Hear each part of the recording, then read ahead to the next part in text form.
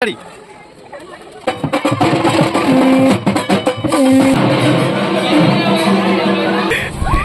পুরো বাচ্চা হয়ে গেছে।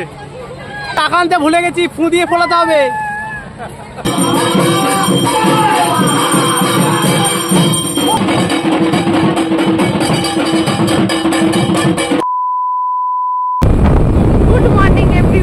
তো সবাই যেরকম জানেন যে আমাদের পাড়ায় কালী পুজো, আগে আমাদের বাড়িতেই কালী পুজোটা হতো, এখন বারোয়ারির করে দেওয়া হয়েছে। তো আমাদের পাড়ার কালী পুজোয় আমি যেহেতু এবারে প্রথম বছর উপোস করছি, তো প্রথমেই চলে গেছিলাম আমাদের কালীবাড়িতে গঙ্গার ঘাট আছে, আর কালীবাড়িতে গিয়ে প্রথমে নিস্তারিণী মাকে নমস্কার করে নিয়ে তারপর গেছিলাম গঙ্গায় স্নান করতে।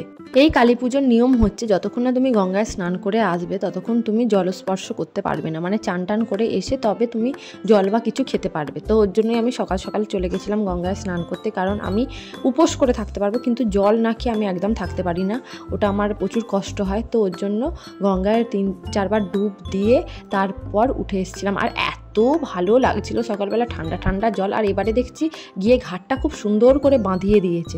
তো এখানে আমার স্নান মোটামুটি কমপ্লিট। তো এখন গঙ্গা থেকে চান করে এলাম, আমার এই প্রথম অভিজ্ঞতা গঙ্গায় ডুব দেওয়ার, আমি কোনোদিন গঙ্গায় ডুব দিইনি। তো এবার বাড়ি যাব, বাড়ি থেকে ফ্রেশ তো গঙ্গা থেকে স্নান করে চলে এসেছি। এবার একটু শরবত খাবো, কারণ জল খেতে পারবো না, উপোস করছি যেহেতু।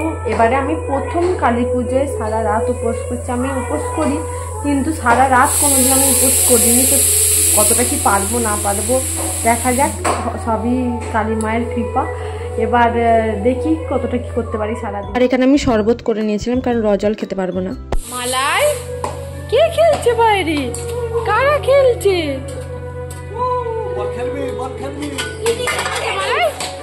ওরা খেলছে, তোকে নিচ্ছে না? দা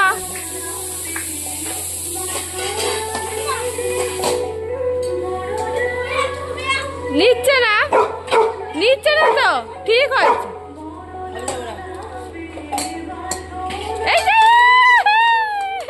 আর একটুখানির জন্য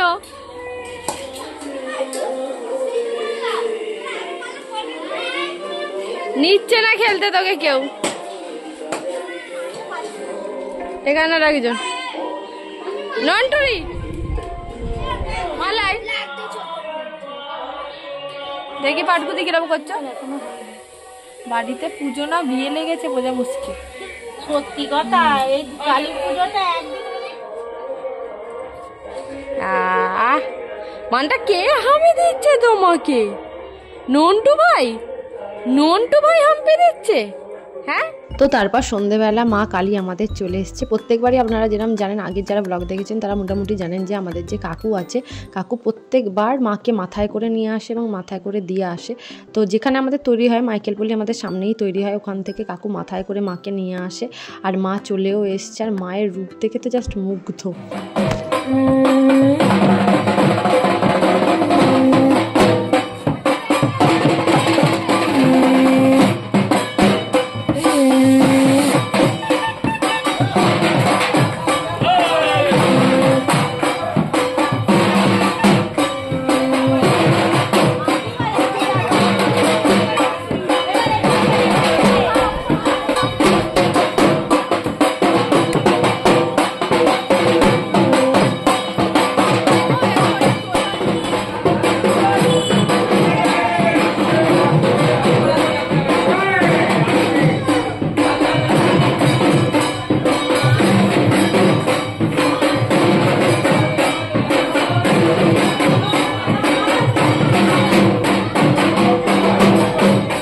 আর এই হচ্ছে আমাদের সুন্দরী মা। মাকে এত ভালো লাগে দেখতে, মা যখন আসে মানে মুখে একটা আলাদা গ্লো থাকে।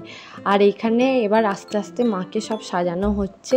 আর আমাদের যিনি মন্দির সাজান ফুল দিয়ে, এত সুন্দর মন্দিরটাকে সাজান, আর এবারে আরও ভালো করে সাজিয়েছে, পুরো মালায় চারিদিকে ঘিরে, মানে এত ভালো ডেকোরেশন করে মালার, মানে দেখার মতো লাগে। ঠাকুর যখন আসছে শুনেছি তখন মোটামুটি কোনোরকমভাবে একটা কুর্তি গলিয়ে নিয়ে বেরিয়ে গেছিলাম। তো তারপর আস্তে আস্তে বাড়িতে লোক আসা শুরু হয়ে গেছিলো, আর আমার মাইমাও চলে এসেছিল। এ মালাই মালাই কে এসছে? কে এসছে? কে দেদে? কে দেদে? কে দেদে? আর আমাদের বাড়িতে কোনো অকেশনালি যদি কেউ আসে সব থেকে খুশি হয় মালাই, মানে এত লোক দেখলো যেন পাগল হয়ে যায়। আর এসে দেখি বাবা এখানে লুচি ভাজছিল, বাবা বেশ লুচিগুলো সুন্দরভাবে ফোলাচ্ছিল, লুচিগুলো এত ভালো করে বাবা ভেজেছে মানে বলার মতো না, পুরো টোপরের মতো সবকটা লুচি ফুলিয়েছে। আর যেহেতু অনেক লোক আসে আমাদের বাড়িতে, মিলিয়ে মিশে সবাই অনেকজনই খায়, তো ওর জন্য মা আগেই রান্না করে নিয়েছিল। মা প্রত্যেকবার যেটা করে ঘুগনি আর কুমড়োর ছক্কা আর লুচি, এইটাই প্রত্যেকবার আমাদের মেনু থাকে, সব নিরামিষ। আর এখানে মানাই। আর পুজোর সময় প্রতিবারই আমাদের এখানে ঠাকুরের ভোগ দেওয়া হয়। আর এবারে এত পরিমাণ মানুষ এসেছে মেলায়, মানে প্রত্যেকবারই ভিড় হয় কিন্তু এবারে প্রচুর ভিড় হয়েছে, প্রচুর, মানে ভোগ দিয়ে মানুষকে কুলোতে পারেনি, মানে এত লোক এসছে আর এত ভালো লাগছিল। আর এবারে মেলাটা অনেক বড় করে বসেছে, অন্যবার মেলা এত বড়োভাবে বসে না, এত খাবার দোকান বসে না, এবারে প্রচুর খাবার দোকান, প্রচুর মেলায় লোক এসছে, মানে এত ভালো লাগছিল। আর জানেন তো আমাদের এখানে দুর্গাপুজোর জন্য আমরা যেরকম অপেক্ষা করে থাকি একটা বছর, আমাদের কাছে এই কালী পুজো ঠিক একই, মানে এই কালী পুজো আর দুর্গাপুজোর মধ্যে আমাদের বাড়িতে কোনো তফাৎ নেই, মানে এত আনন্দ হয় এই পুজোটা এলে, এত লোক আসে, এত আনন্দ করি। তুই এটা কিনেছিস? কি কিনেছিস দেখা? এত বড় মেয়ে হয় এটা কিনেছিস? আর এখানে দিয়ার কাণ্ড তো দেখলেন, ওই প্যাকেটাকে কিনে বাজিয়েই যাচ্ছে, বলছে যতক্ষণ না এটা নষ্ট হবে আমি ততক্ষণ বাজিয়ে যাবো। যে হায় রে ভগবান, তুই মানে হাত পাতেই খালি বড় হয়েছিস। আর এবারে খাবারের প্রচুর স্টল বসেছিল, মানে বিভিন্ন ধরনের খাবার। আর এই এখন যে খাবারগুলো আপনাকে দেখাচ্ছে, এই যে ফ্রায়েড আইটেমগুলো, এই কাকিমাটি আমাদের এখানেই বসেন, ভীষণ ভালো রান্না করেন। এখানে এবারে বসেছেন দেখে খুব ভালো লাগলো, এখানে প্রচুর বসেছে, এবারে অনেক কিছু মোমো বসেছে, অন্যবার সেই ঝিরি আইসক্রিম যেগুলো হয় না দুধের, ওইগুলোও বসে, এবারে সেটাকে দেখতে পেলাম না। আর এখানে মোটামুটি ফুচকার দোকানে ঝগড়া লেগে গেছিলো যে 10 টাকায় কেন 5টা দেওয়া হবে, একটা এক্সট্রা ফাউ মিলিয়ে 6টা কেন দেওয়া হবে না, সেই নিয়ে তুমুল ঝামেলা। দিয়ে এখানে এগরোলও বসেছিল। দিয়ে তারপর মাইমাকে বললাম, চলো মাইমা তুমি তো অনেকক্ষণ এসছো, ঠাকুরটাকে গিয়ে দেখে আসো। আগে মেলাটা ঘুরিয়ে দিয়েছিলাম মাইমাকে, দিয়ে তারপর ঠাকুরের কাছে নিয়ে গেছিলাম। আর গিয়ে দেখি এখানে ঠাকুর মশাই আর আরেকজন ছিলেন, ওরা দুজন মিলে মাকে আস্তে আস্তে সাজাচ্ছে, মালা দিয়ে সব দিয়ে সাজাচ্ছে। আর মানে এখন তো এই সবে সাজানো শুরু হয়েছে, মাকে যখন সাজানো কমপ্লিট হয়ে যায় মানে মালায় এত ভরে যায়, মুখটা দেখাই যায় না, আর খালি একদম একটুখানি মুখটা দেখা যায়। আর দিয়ে তারপর আমি চলে গেছিলাম বাতাসা ছড়া দিতে। অন্যবার এই সময় আমার মা বাবাও চলে আসে, কিন্তু এবারে আমার মা বাবা একটু লেটে এসেছিল, কারণ একটা জায়গায় মানে একটা পিসির ছেলের নেমন্তন্ন ছিল, তো ওখানে মায়েরা গেছিলো। তো এবারে আমার সঙ্গে মামি ছিল, মামি কোনোদিন দেখেনি কীভাবে আমরা বাতাসা ছড়া দিই, তো মামিকে বললাম চলো বাতাসা ছড়াবো, তুমিও চলো দেখবে। চলে প্রথমে গিয়ে ঠাকুরমশাইকে দিয়ে দিয়েছিলাম বাতাসাটা, ঠাকুরের পায়ে ঠেকিয়ে তারপর দিই।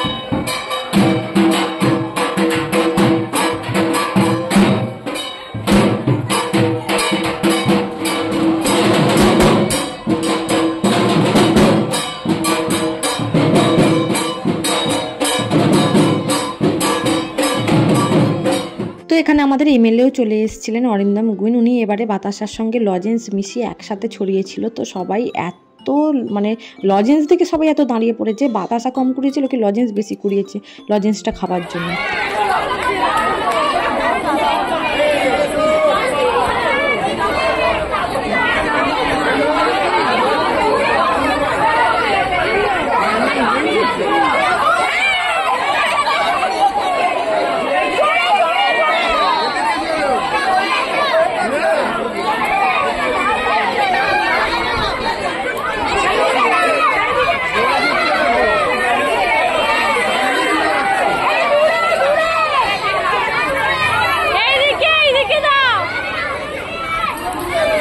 তো তারপর আমি আবার মেলায় গেছিলাম আমার বরের বন্ধু জয়দেব দাস শ্রাবণীর সঙ্গে। আমার বর ততক্ষণে মামিকে বাড়িতে দিতে গেছিলো আর বোনকে নিতে গেছিলো। তো এখানে টুকিটাকি ঘুরছিলাম, আর মিকি মাউস যেটা থাকে যেখানে বাচ্চারা লাফালাফি করে, তো সেখানটা ফাঁকা হয়ে গেছিলো। তো আমি বরকে বললাম গিয়ে জিজ্ঞাসা করবো আমরা উঠতে পারবো কিনা, বলে জিজ্ঞাসা করো। দিয়ে শেষে আমাদের উঠতে দিয়েছিল, আর আমরা উঠে কি করেছি দেখুন।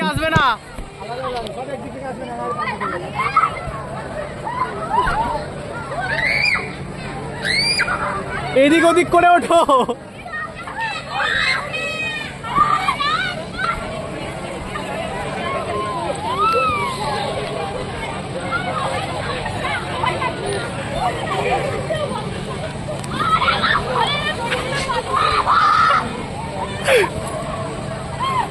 এরা পুরো বাচ্চা হয়ে গেছে।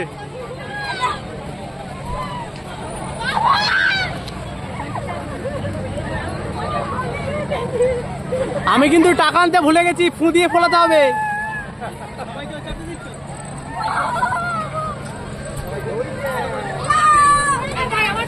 আরো সবাই চাপবে বলছে।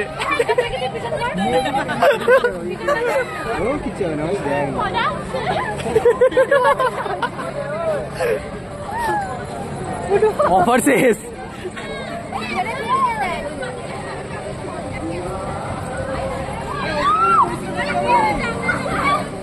আর মিকি মাউসে উঠে বাবাল করার পর আমরা এসে দেখি এখানে পুজো শুরু হয়ে গেছে। ঠাকুরমশাই পুজো শুরু করে দিয়েছেন আর এখানে সবাই মোটামুটি এসে বসে গেছে। তো আমিও বাড়িতে গিয়ে ঝটপট গিয়ে চেঞ্জ করে নিয়ে পুজোয় এসে বসেছিলাম।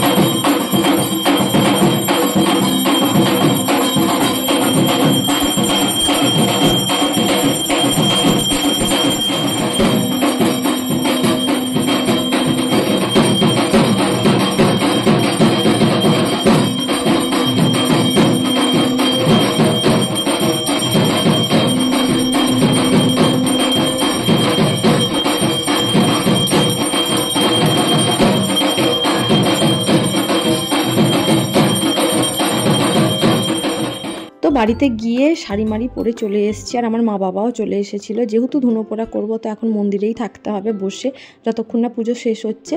তো এখানে ঠাকুরমশাই পুজো করছিলেন। মানে এখানে আমি একটা কথা বলতে চাই, পুজো অনেক ঠাকুরমশাই করেন, আমি কাউকে বড় বা ছোটো করে কিছু বলছি না, কিন্তু কিছু কিছু ঠাকুরমশাই এমন পুজো করেন পুজোটা দেখার মতো হয়। আর সেই সময় যে মুহূর্তে তিনি পুজোটা করেন, মানে যে মন্ত্র উচ্চারণ বলুন বা শরীরের ভঙ্গি বলুন, সেটা দেখে না গায়ে কাঁটা দেয়। আর তার মধ্যে আমাদের ঠাকুরমশাই ঠিক এরম একজন ব্যক্তি যিনি এত ভালো করে পুজো করেন, পুজোটা মানুষ বসে দেখবে যে মানে এত মন থেকে, মানে উনি এক এক সময় কেঁদেও ফেলেন পুজো করতে করতে, মানে এত মুগ্ধ করার মতো উনি পুজো করেন, পুজোর মণ্ডপ ছেড়ে কারোর যেতেই ইচ্ছা করবে না। তো পুজো তো এইসবে শুরু হয়েছে, আস্তে আস্তে এখনও অনেক পুজো বাকি, সারা রাত পুজো হবে। যে ঠাকুরমশাই আমাদের কালীমাকে পুজো করছে, আমাদের বাড়িতে যখন ধান লক্ষ্মীর পুজো হয় এই দাদাই পুজো করেন, আমরা দাদাই বলি। আর দাদা এত ভালো পুজো করেন, আমি শুনেছি নাকি ওনার যিনি বাবা ছিলেন, বাবাও ভীষণ ভালো পুজো করতেন। ওনার বাবাকে দেখার সৌভাগ্য তো আমার হয়নি, কিন্তু দাদাকে আমি দেখি আর দাদা এত ভালো পুজো করে মানে দেখার মতো। আমার বাবা মাও বসেছিল সারা রাত ধরে পুজো দেখবে বলে, কোনোবার আমার বাবা মা এতক্ষণ থাকে না। এবারে বাবাকে যেহেতু বলেছিলাম যে ঠাকুরমশাই খুব ভালো পুজো করে, তুমি দেখবে, তো ওর জন্য বাবা বসেছিল পুজো দেখার জন্য। আর সত্যি মানে প্রত্যেকটা মানুষ বলেছে যারা যারা এসছে যে এত ভালো পুজো হয়েছে আর এত ভালো পুজো করেন দাদা, মানে দেখার মতো। আর জানেন তো আমাদের এই কালীমা প্রচুর জাগ্রত, তো যে উপোসটা আপনি করছেন বা ধুনোপোড়া যেটাই আপনি করছেন ভীষণ নিষ্ঠাভাবে করতে হয়। যদি আপনার কোনো খুঁত থাকে সেটা কালীমা আপনাকে বুঝিয়ে দেয়, এটা আমি সবার মুখে শুনেছি।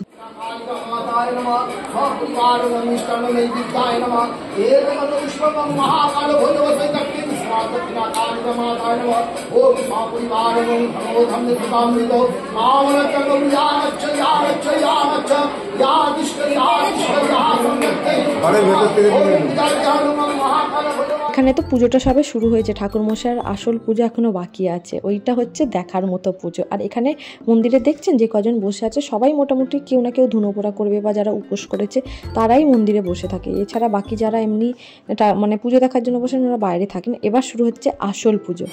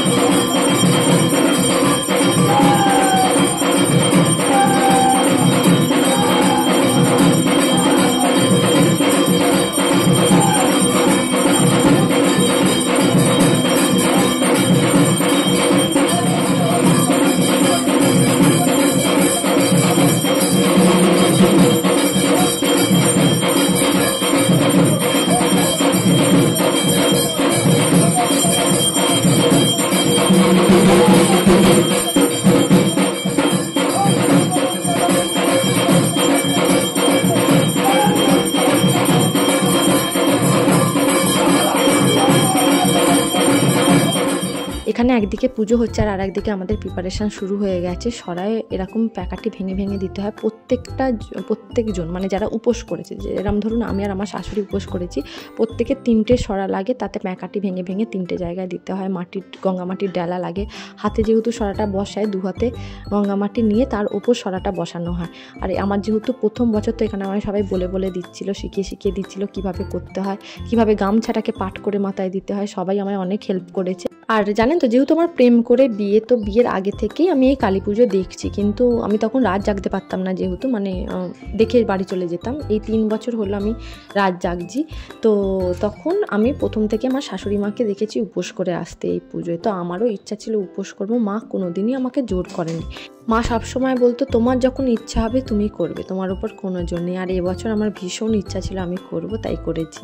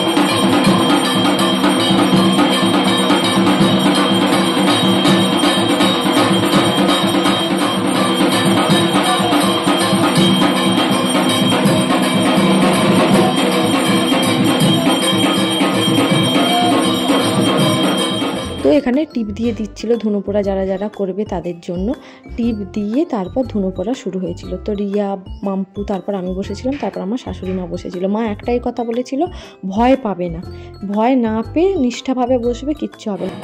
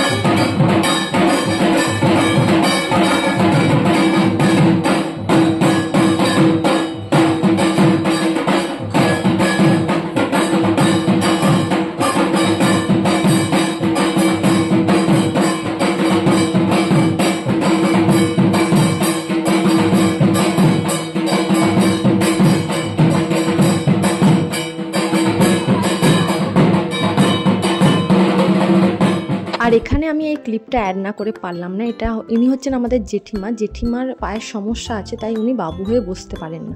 তো উনি এইভাবেই ধুনোপোড়া করেছিলেন, মানে দেখার মতো। যে মানুষটা হাঁটতে পারে না সে এইভাবে ব্যালেন্স করে ধুনোপোড়া করা মানে মুখের কথা না। জেঠিমাকে হ্যাটস অফ, এই বয়সে এসেও উনি এইটা এত নিষ্ঠাভাবে করছেন। দিয়ে তারপর ধুনোপোড়া হওয়ার পর এখানে সব পুষ্পাঞ্জলি দেওয়া হচ্ছিল।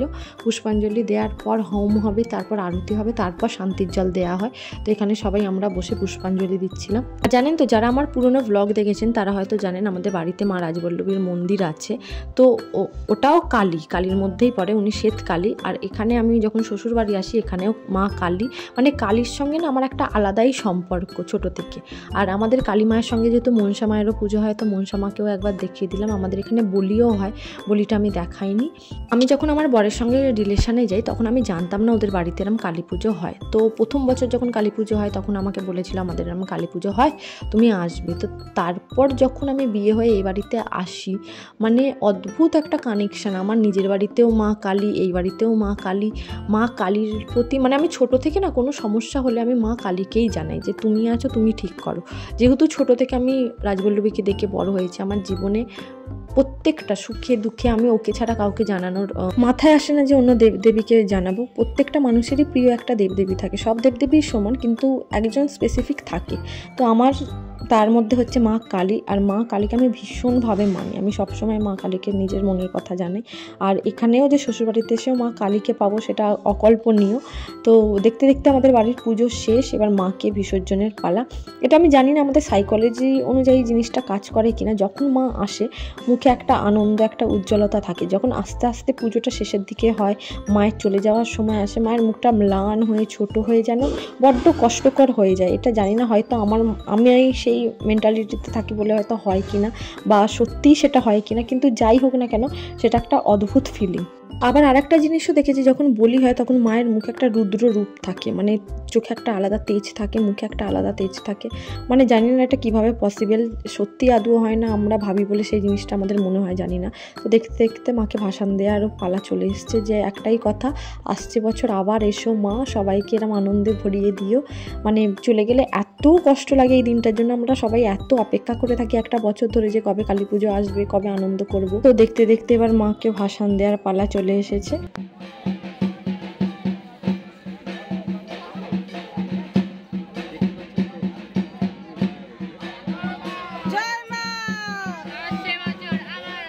তো শেষের দিকে ভাসানে কোনো বছরই যাওয়ার আমার আর ক্ষমতা থাকে না, শরীর আর নেয় না, এত টায়ার্ড হয়ে যায়। তো যারা যায় তারাই ভিডিওটা করে দেয়, আর তারাই আমাকে ভিডিওটা শেষে পাঠিয়েও দেয়। তো আজকে আমাদের কালী পুজোর ভিডিওটা এইটুকুই। ভিডিও যদি কিছু ভালো লেগে থাকে please do like, share and subscribe my channel. আর আমার ভিডিওগুলো যদি আপনাদের ভালো লেগে থাকে তাহলে আমার চ্যানেলটা সাবস্ক্রাইব করতে এবং পাশে থাকা বেল আইকনটা হিট করতে একদম ভুলবেন না। দেখা হচ্ছে নেক্সট একটা ভিডিও। Till then, tata.